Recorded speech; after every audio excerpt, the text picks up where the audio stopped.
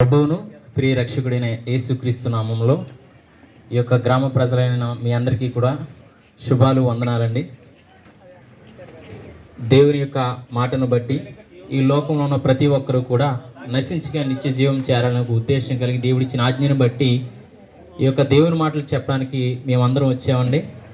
దేవుని యొక్క లేఖనంలో ఒక మాట సెలవిస్తుంది. ఏంటా మాట అంటే, దేవుడు లోకమును ఎంతో ప్రేమించెను కాగా తన అద్వితీయ కుమారునిగా పుట్టిన వారిని విశ్వాసం నుంచి ప్రతి ఒక్కడు కూడా నశించక నిత్య జీవం పొందడానికి ఆయనను అనుగ్రహించాడంటండి.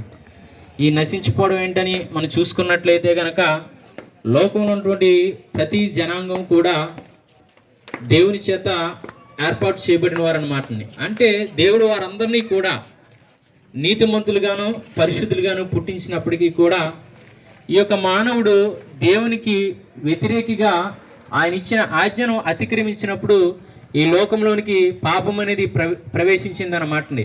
ఆ పాపం వల్ల వారు మరణాన్ని జీతంగా పుచ్చుకున్నారన్నమాటండి. అవునండి, అప్పటి వరకు కూడా దేవుని యొక్క మాటను అనుసరిస్తున్న వీరు అత్యాశ కలిగి వారు దేవుని ఆజ్ఞను అతిక్రమించిన వారుగా ఉన్నారన్నమాటండి. దాన్ని బట్టి ఈ లోకంలోనికి పాపం అనేది సంప్రాప్తమైందన్నమాటండి.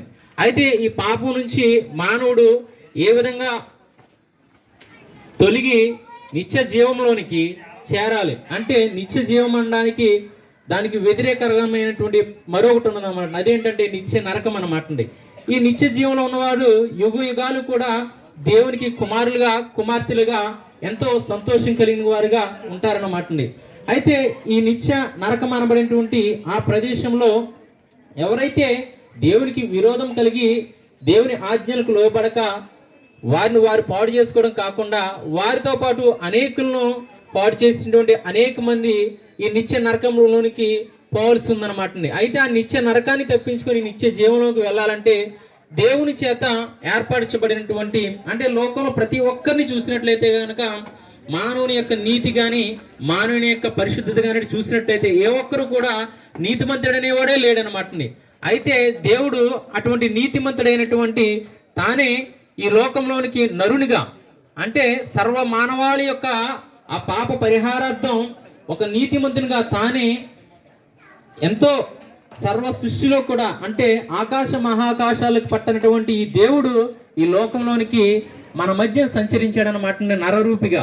అయితే ఆ నరరూపిగా వచ్చినటువంటి ఆ యొక్క దేవుడే ఈ లోకంలో ఉన్న ప్రతి మానవునికి కూడా విడుదల ఇవ్వడానికి, అంటే ఆ నిత్య శిక్ష నుంచి తప్పించి నిత్య జీవంలోనికి, అంటే నిత్య సంతోషకరమైనటువంటి ఆ రాజ్యంలో చేరడానికి ఆయనే బలి కావాల్సి ఉందన్నమాట అండి.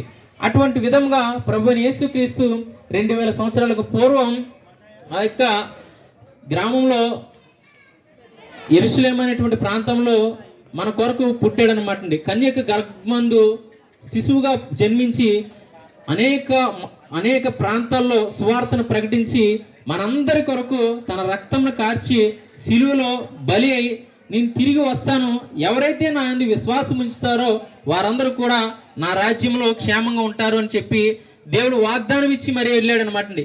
కాబట్టి ఆయన యొక్క రాకడకు కొన్ని సూచనలు కూడా ఉంటాయని చెప్పి తెలియజేసి వెళ్ళాడనమాట. ఏంటంటే, నేను వచ్చే ముందర సమస్త లోకము కూడా యుద్ధాలతోటి, సమస్త లోకం కూడా అనేక రకమైనటువంటి పరిస్థితులకు లోనవుతారని సెలవిచ్చారు. ఇప్పుడు మనం ఎక్కడ చూసినా సరే ఆందోళనని, ఎక్కడ చూసినా యుద్ధాలండి, ఎక్కడ చూసినా భయంకరమైన విపత్తులు అనమాట. మనం అనుకుంటున్నాం కదండి, ఆ కాలంలో అయితే ఇటువంటి లేవు, ఈ కాలంలో ఏం జరుగుతుందో కూడా చెప్పలేకపోతున్నాం కదండి.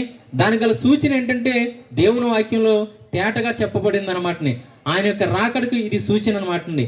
ఆయన రాకడ రాకముందే ఎవరైతే ఈయన రక్షకుడని, మన పాపం నిమిత్తం తన యొక్క రక్తాన్ని ప్రాయశ్చిత్తంగా అతను చేశాడని, తిరిగి మన కొరకు రాబోతున్నాడని, యేసుక్రీస్తు ప్రభుపై ఎవరైతే విశ్వాసం ఉంచుతారో వారందరూ కూడా రక్షించబడి ఆ నిత్య శిక్ష నుంచి, అంటే ఆ నిత్య నరకం నుంచి తప్పించబడి నిత్య రాజ్యంలోకి చేర్చబడతారండి. కాబట్టి ప్రతి ఒక్కరూ కూడా అటువంటి ప్రభు తట్టు మీ మనసు తిప్పాలని ఆశపడుతూ దేవుడి మాటలు దీవించును గాక. సర్వ సృష్టికర్తమైన యెహోవాని పాదములకు వేలాది వందనం చెల్లించుకుంటున్నాం తండ్రి.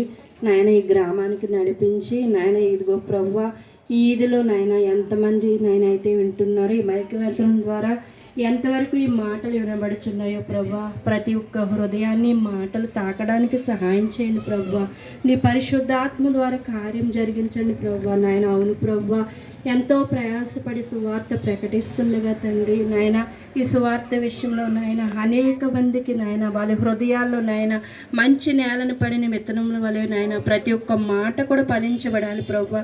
అవును ప్రభా, ఆజ్ఞల గురించి మీరు మాట్లాడుతున్నారు, సహోదరుని నిలబెట్టుకొని ఆజ్ఞల కొరకు మీరు ఎంతవరకు మాట్లాడారయ్యా. అవును ప్రభా, అనేక పాపాలను బట్టి నాయన లోకంలో నాయన పాపానికి జీతము మరణం అంటున్నావు తండ్రి. అవునయ్యా, అనేకులు నాయన ఎంతోమంది ఎన్నో పాపాలను బట్టి కుటుంబాల్లో సమాధానం లేక, శాంతి లేక, గ్రామాల్లో ప్రభా దేశం పట్ల ఎన్నో ఆయన అశాశ్వతమైన నాయన ఎన్నో కార్యాలు ప్రభా. నాయన ఇదిగో తండ్రి, మా దేశాన్ని నీ కృప చూపించమని అడుగుచున్నాం ప్రభా. అవును ప్రభా, ఎంతవరకు కూడా నాయన ప్రతి మాట కూడా వివరించిన ప్రతి మాట ప్రతి ఒక్క హృదయంలో కూడా నాయన భద్రపరచుకోవడానికి నాయన వారి ఆలోచించడానికి అట్టి జ్ఞానము వారికి దయచేయండి ప్రభా. అవును ప్రభా, మీ మాట ప్రతి కూడా నాయన మీ పరిశుద్ధ గ్రంథం నుంచి ప్రతి మాట ప్రతి నాయన ఇదిలో నాయన చెప్పుచుండగా ప్రతి మాట ప్రతి బిడ్డ హృదయంలో ప్రభ నాటబడాలి తండ్రి. విన్నది విడిచిపెట్టినట్లుగా కాకుండా ప్రభా వారి హృదయాల్లో నాటబడడానికి సహాయం చేయండి ప్రభా.